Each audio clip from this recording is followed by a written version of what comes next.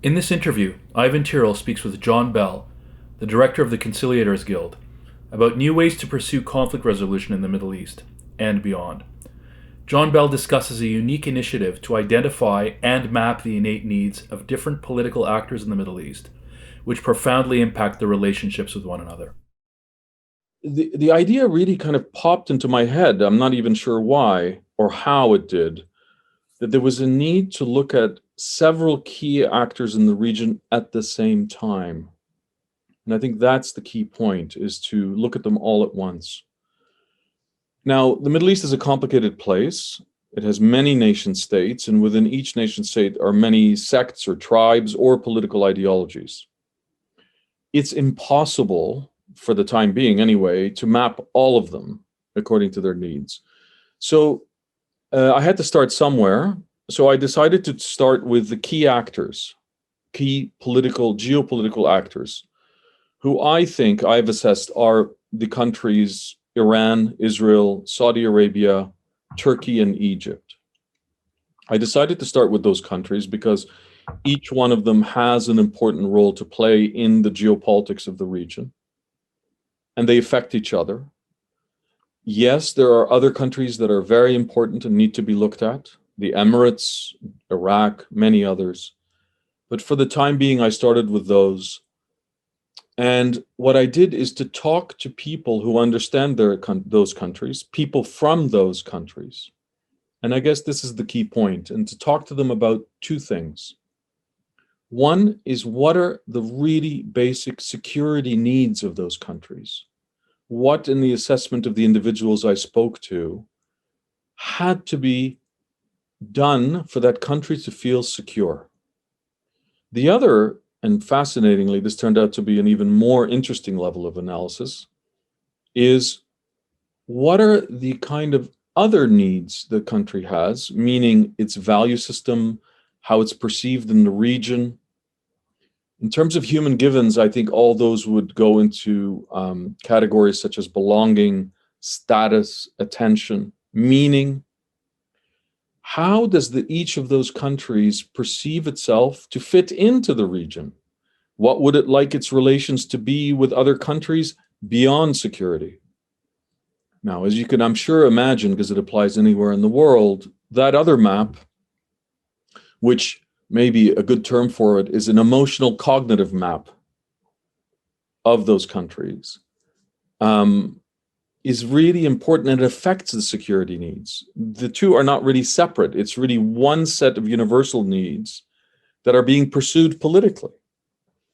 So I interviewed quite a few people in those key countries, got the information and the data as to what those really basic needs are, and have plotted them in a kind of matrix to find out what they are. I think importantly, and this is something I stress to all the interlocutors, there was a differentiation made between what the needs were and how they were being met. Now, why am I making that differentiation? Countries tend to start to confuse the pursuit of getting the need met with the actual need. So they go about getting their need met in a certain way. For example, Iran has a doctrine of offensive defense. In order to defend itself, it has to be in the region physically, offensively, in order to defend itself. Now, that's not a need. That's a way of getting the need met. So I pushed all the interlocutors to find out, what is the actual basic threat? What's the need? What is met and unmet? Never mind the how. And I have this wonderful, rich set of data now that tells us what those basic needs are, both security and emotional cognitive, how they're currently being met, in order to explore how they could be met in a better way in the future.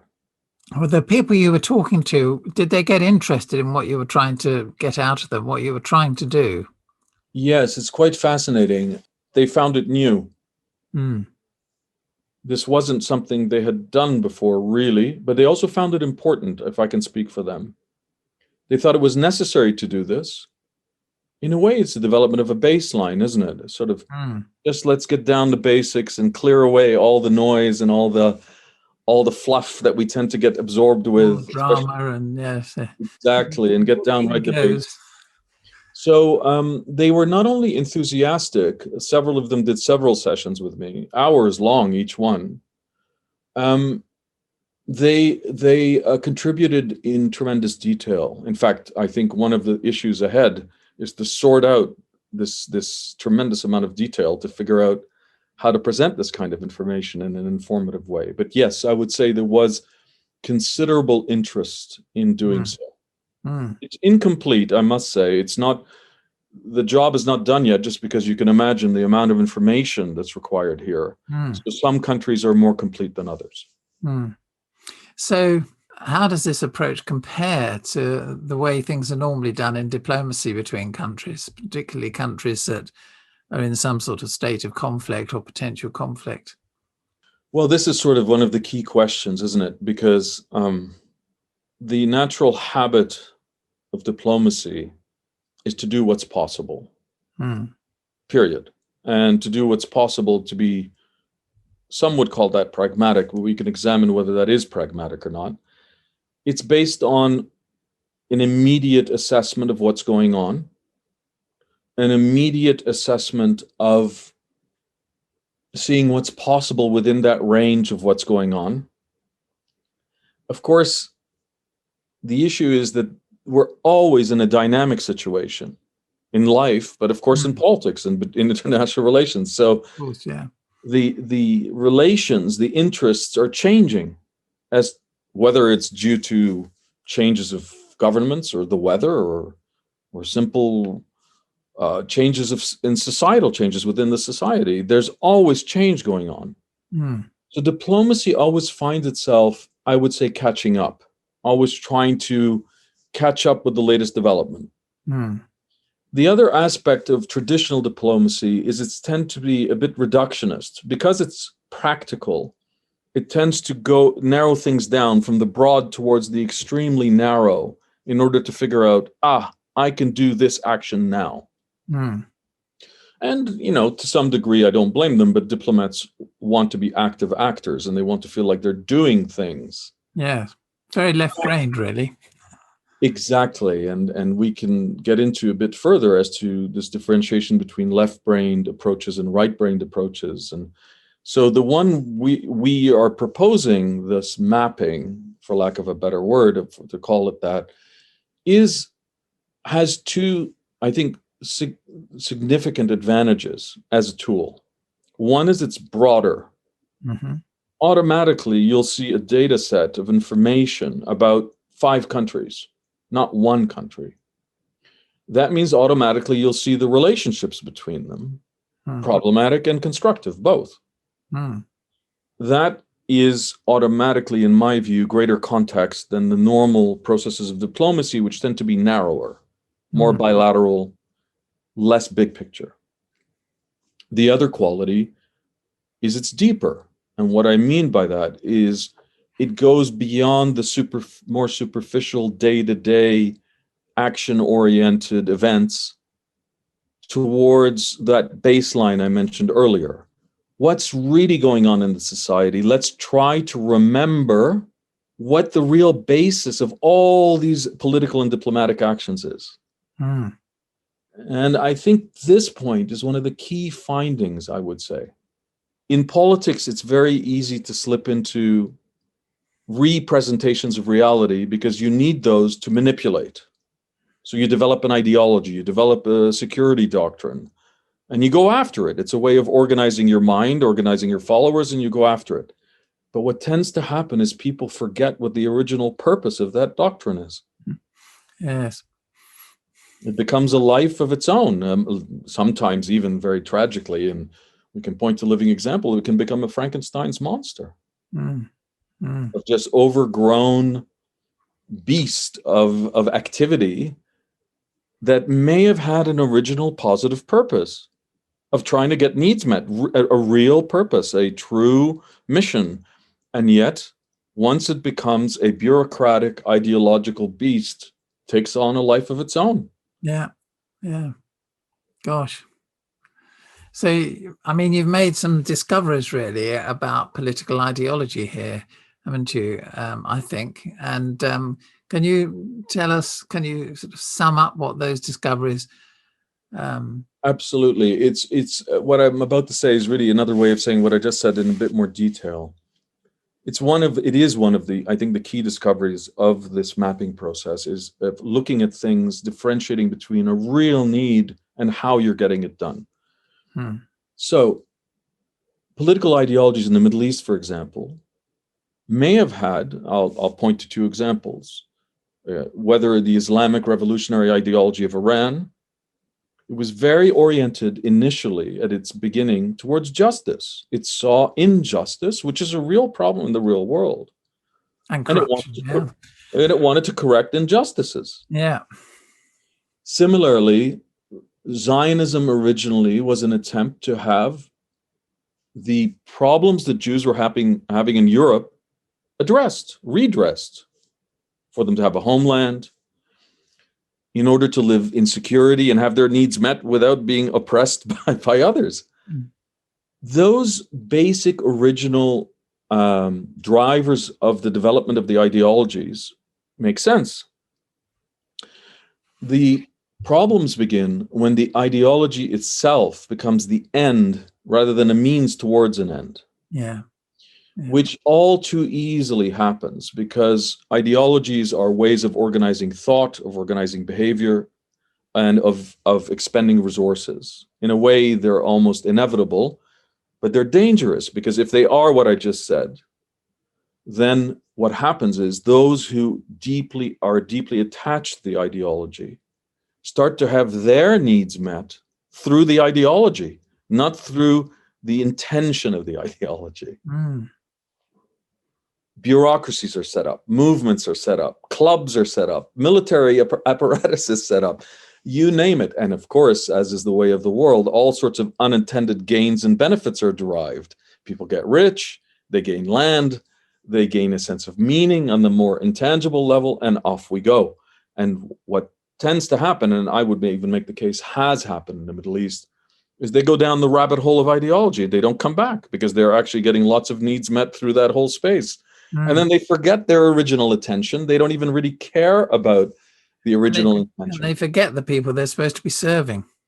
That is exactly correct. And the potentially powerful dimension of this map is to remind people, to bring them back in a very right-brained way, back into the real world need, the original need. What is that?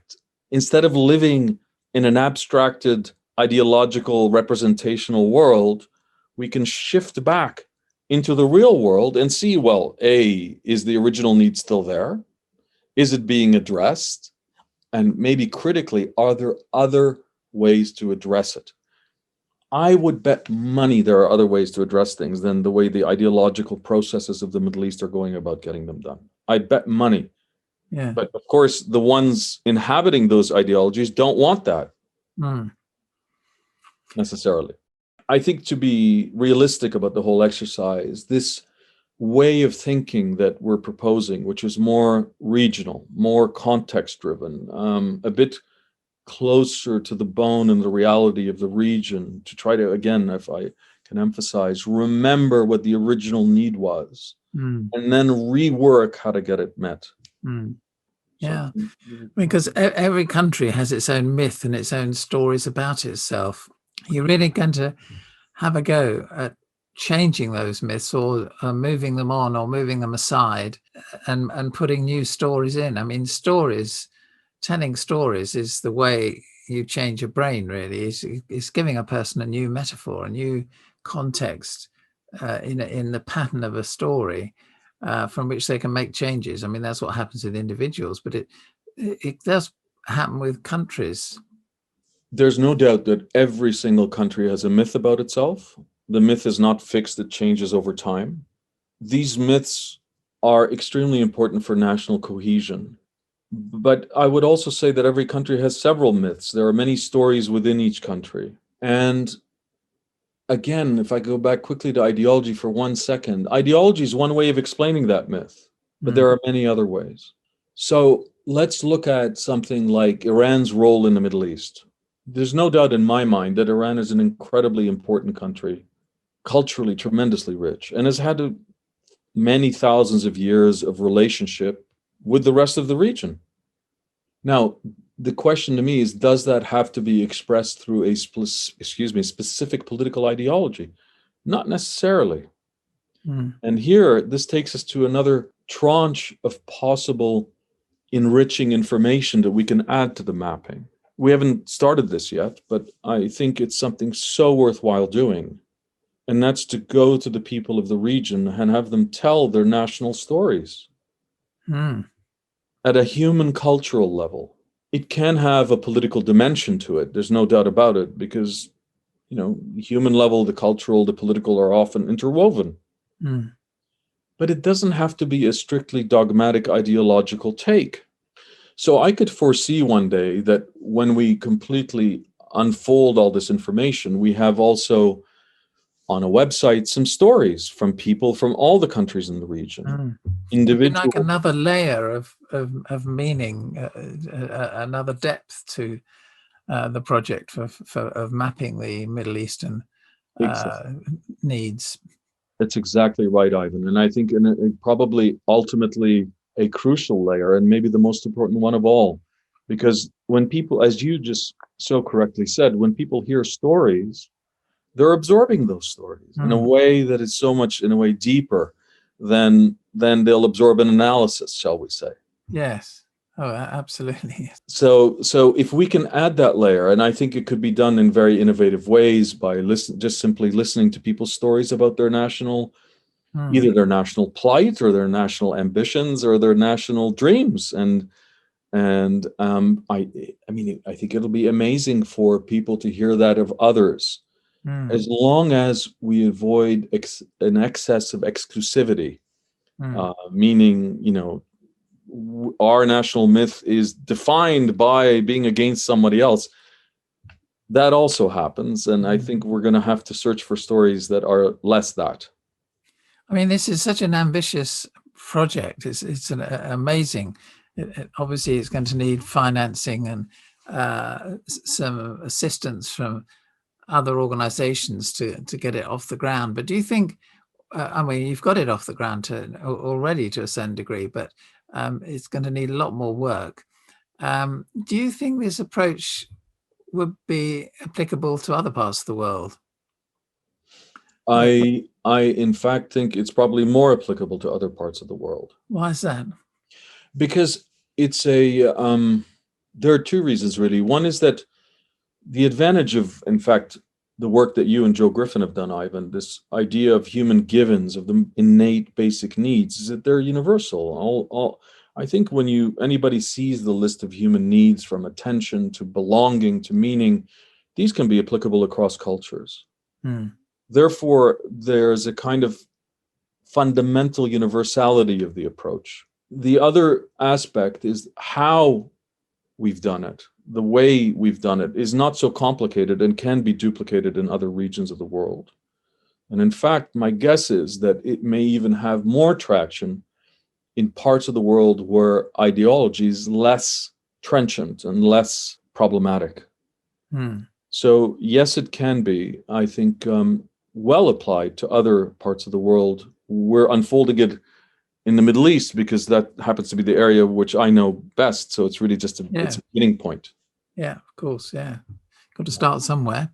Yep. And so what do you plan to do next then with this, John? Well, I think there are three actions, some of which are already in motion. The first is to use the information in courses. We are giving courses in ministries of foreign affairs where the Middle East is explained in a new, innovative, and different fashion through this kind of information. So there's let's call it the educational component through that. The other is possibly more public, and that is to put the information out on our websites and through other means like articles, etc., where there's greater outreach, more public outreach. And the third, the trickiest, but potentially the most important, is to try to get this information, or at least elements of it, into certain diplomatic processes. And there are windows, even this year, for doing this. Stay tuned. They're going to be explored. We'll see if some of the information, I would be surprised if the whole load is taken because of what I said earlier. There will be resistance from people who don't want this information out there. But some of it may be very valuable to enrich the data set of diplomatic activity over the next year or two in the Middle East. Generally, people do know that there are problems and that we should be addressing them and stopping the awful things that are happening in the corrupt and warring areas of the world where people are fighting one another. Yes, I think they do. And there, as we said earlier, there are people of goodwill. This should not be also underestimated. And if anything, I think this kind of approach, even if it's not fully adopted, will force people to think in new ways, to realize that their old ways are not sufficient. So at the minimum, we'll at least possibly achieve that. Brilliant.